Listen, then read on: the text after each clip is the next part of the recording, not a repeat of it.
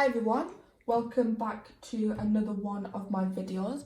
I just want to say a big thank you to everyone that joined my stream last night. Obviously you could tell it was my first stream, I was very nervous, but it went quite successful. So thank you so much again. I've just recently had a customer drop by their Nintendo Switch, which it powers on, so we get a display, it says that it's dead, but it doesn't charge. So I'm just going to check to see if we pull any power from it.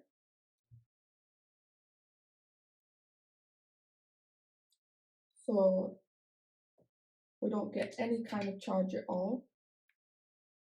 Oh, and it's causing the amp reader to flash out. So yeah, that's a faulty charger part. So this one will be a charger part replacement, because you can see the display works fine, so it can't be anything to do with the other ICs on the board. So we've got a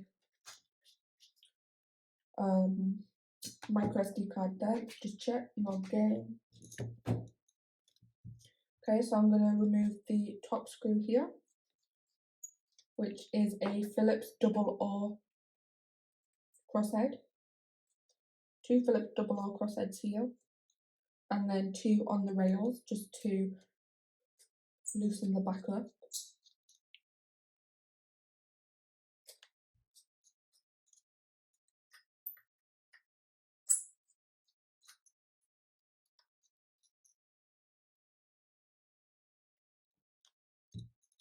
And then we've got 4 tri-rings on the back. And I think we've got 7 crossheads to open once we do that as well. Oh, and this one as well, which I need to do.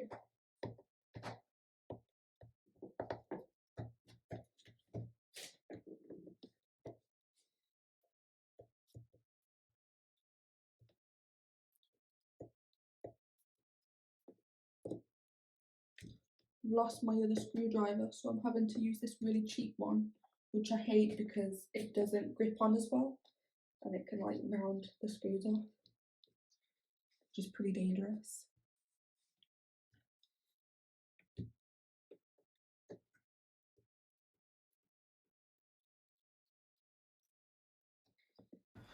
So I'm about to remove the metal plate to have a look. Oh, that looks really wet, so that's good. I've just seen a big chunk of dust. That's the wettest I've seen that before. But that's crusty there. And then you've got a wet paste there, I've not seen that. So they did mention that the game card reader was damaged also. But I'll probably fix that off camera just to not prolong the video, because I already showed a video doing that. So I need to remove the board from the chassis, so I'm just going to remove all the screws. So you've got 2 screws here where the charger port's located. We need to remove the battery, and we need to remove the speaker. So I'll just get my tweezers and I just kind of move it left and right to kind of slightly pull it out. There we go. Then we're just going to disconnect the left rail. And then there's a black screw holding in the board here. If you're doing this yourself for the first time or whatever that may be, they're all the same screws, so you don't have to worry about changing the screwdriver.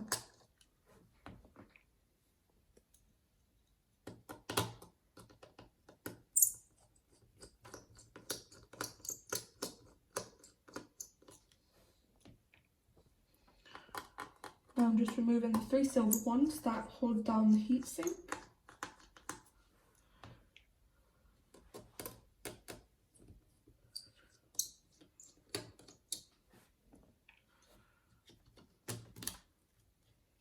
And then I'm going to try my little tactic that Phil told me. Because obviously it's not really necessary, the foam, but you know, it always just looks good not to have it ripped. So this is something I haven't tried, but I'm gonna give it a go.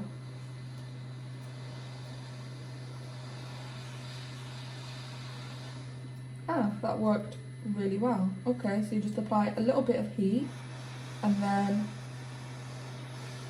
try not to melt the foam, and it should just lift up. Boom.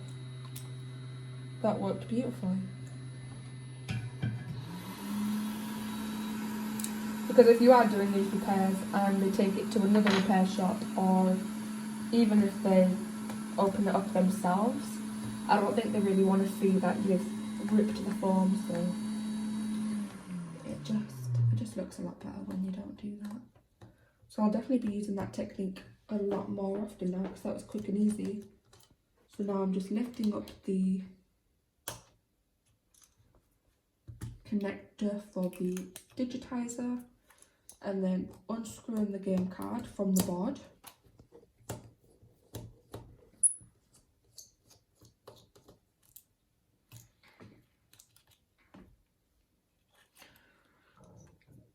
Lightly over clipping it, putting it to one side, and then we've got 1, 2 black screws here that are holding down the case.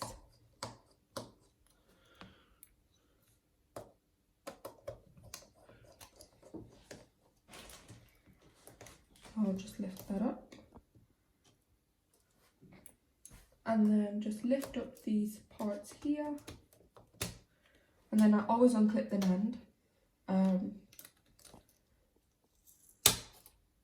Just because I like to be safe and I don't want to overheat it or whatever when I'm doing work to the board. And now we want to remove the LCD, which we have to be super careful with, not to knock any of the pins out of place. So I'm just going to put some tweezers in and gently pull it out like that. Same for the power and the fan. Just want to lift them out. And now all we need to do is this speaker here. Pull it out like so. And now we just need to remove the rail and the backlight. There we go. And now we should be able to just pull the board out. And that is how you remove the board from a Nintendo Switch. So I'm just going to put their chassis to one side, and I'm just going to remove this thermal paste. I've got some replacement MX4 that we can use.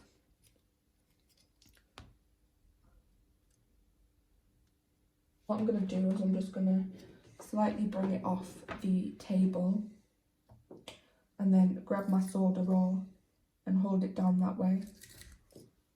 And then if you want to mix the solder together to your leaded solder, just to make it a lower heating point, you can. But I just kind of go ahead with the flux and heat up the board and remove the part.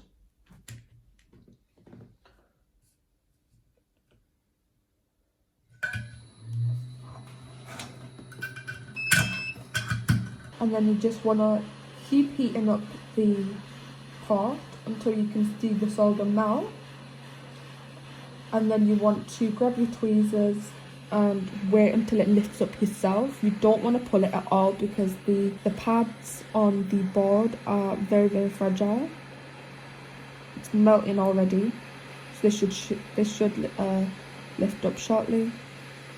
Yeah, they're very fragile, and you really don't want to make it a bigger task than you have to by using jumper wire. So you just want to keep lightly pulling it upwards until it actually lifts up itself.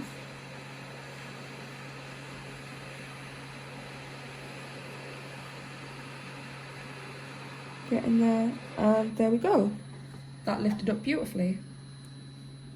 Okay, now that I've removed the part, I'm going to just go under the microscope and just replace some of the solder on the board, just because it then makes it easier heating it up.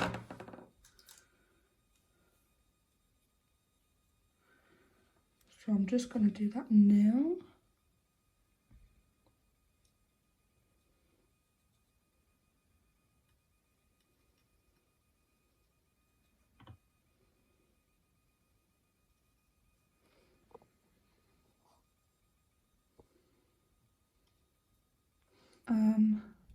This burnt flux is struggling to come off, so I'm just going to slightly scrape it off with my tweezers.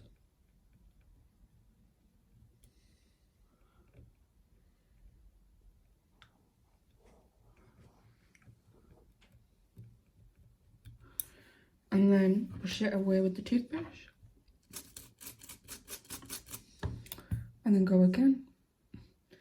This watermark sticker's no good now. Usually when you've done a repair it's no good. And to be honest, I don't really find these water stickers helpful at all, because if your console is water damaged, it has to be like specifically in that area where the sticker is for it to indicate it. You could have it water damaged like somewhere at the game card, and because it's not hit the sticker, it won't detect it, so then you'll assume that it's not been water damaged even though it has. So I just removed that sticker. Just going to clean this up a little bit more. So I'm just drying up some of this hand gel now, so that we can go in and place the other one on.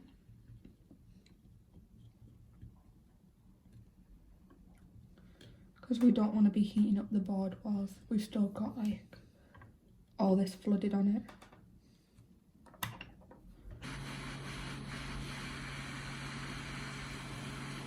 That's all the solder heated up beautifully. And now I'm just going to push it on.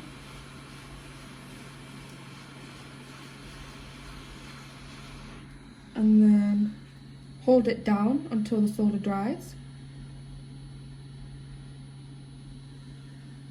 And then let go. Now I'm just going to check under the scope and see, yeah, I don't seem to be making a connection. So I'll just grab my soldering iron and top up the pins, see if that helps. If it still doesn't work, then likely the back row pins aren't making a connection either, and then we'll have to go again as to removing it and replacing it just to reseat it.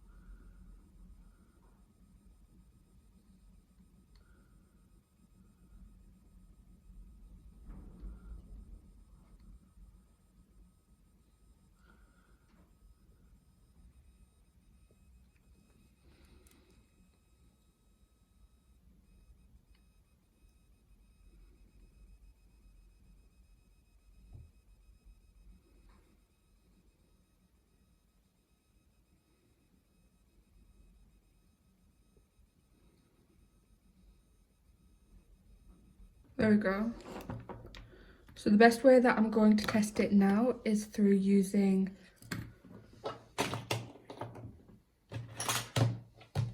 my power meter.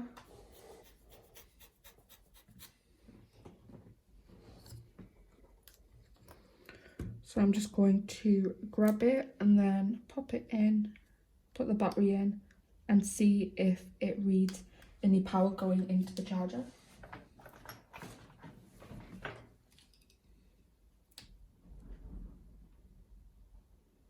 And it is. So it looks like we've successfully placed it. You can see it reading 0.38 amps. So now I'm just going to clean it up, just get rid of any of the excess flux that might be around it.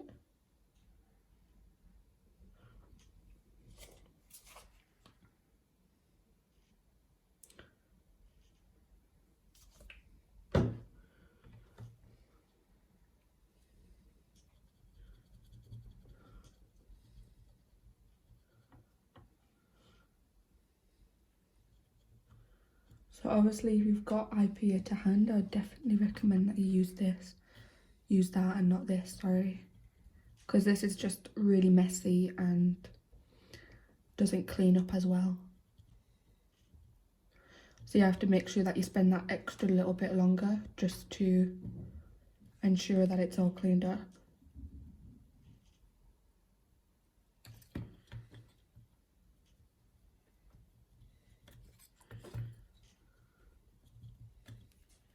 At the end of the day, it is hand sanitizer, so it will absorb, but it just doesn't absorb as quickly as IPA would.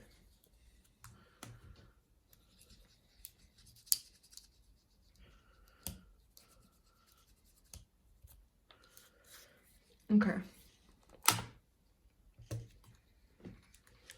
So now I'm just gonna put it back in, and I'm gonna put it in just enough to test with.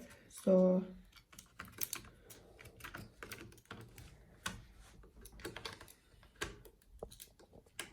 that would be to put in the backlight, the battery, the power button, and the LCD, and of course the NAND.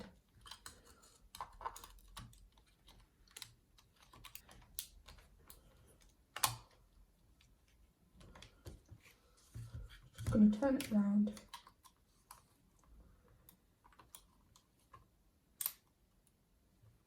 And then we need to clip in the NAND.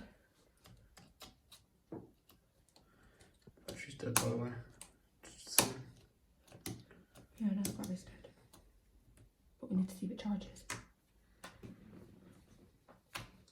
Okay, now I'm going to plug it in, and then we will see if it charges or not. Oh, okay.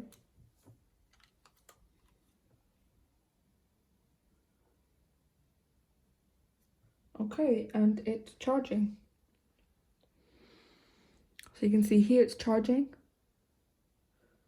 So I'm just going to leave that to charge up a little bit, and then I will test it more then with the Joy-Cons and everything else.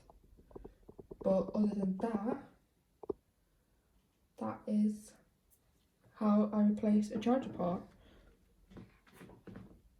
So thank you guys for watching. If you could subscribe and give a like on this video. If you've got any tips, feel free to leave that down below. And yeah, thanks again. Bye.